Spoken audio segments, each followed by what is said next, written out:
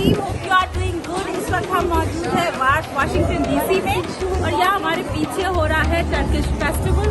पूरे 1.5 साल के बाद हम दोबारा यहाँ मौजूद हैं। देखते हैं अंदर क्या हो रहा है, पूरा अहवाल बताऊंगी मैं आपको। चलिए मेरे साथ,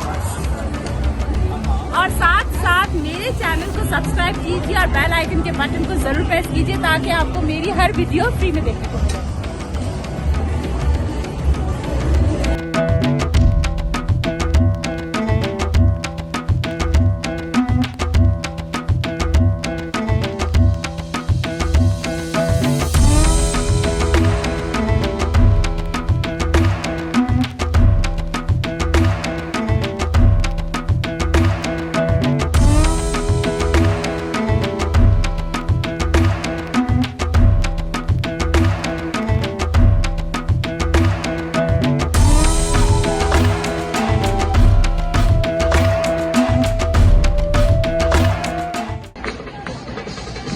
Bir volkan kopuyor yine yüreğimde, anlamsız sızılar içinde. Saklarım sevdamı, kalbim ağlasa bile yangınımın içinde. Saklarım sevdamı, kalbim ağlasa bile yangınımın içinde. Aşka çıldırdım, güvendim durdum, yandım kavruldum. Beni sev kaybışım, bilmez o iş, sana gelmez o iş, ayla.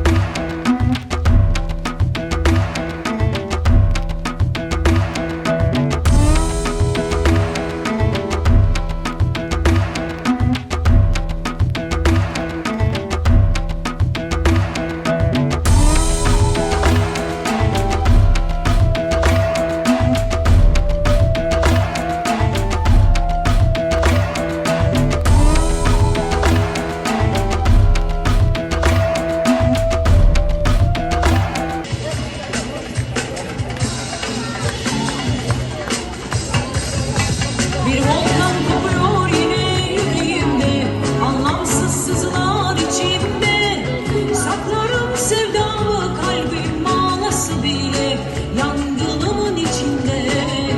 Saklarım sevdamı, kalbim ağlası bile yangınımın içinde. Bir hasret büyüyor yine yüreğimde, sebepsiz heceler dilimde. Tutarım sevdamı, kalbim ağlasa bile gözyaşımın içinde. Tutarım sevdamı, kalbim ağlasa bile gözyaşımın içinde. Ay inanmıyorum, ay inanmıyorum, ay inanmıyorum.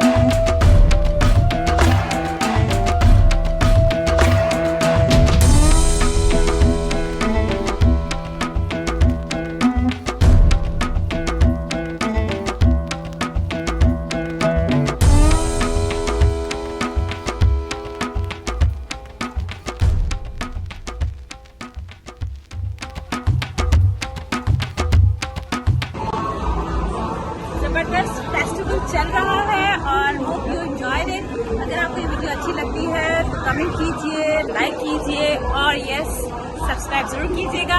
इंशाल्लाह next video में मिलते हैं, तब तक के लिए bye bye.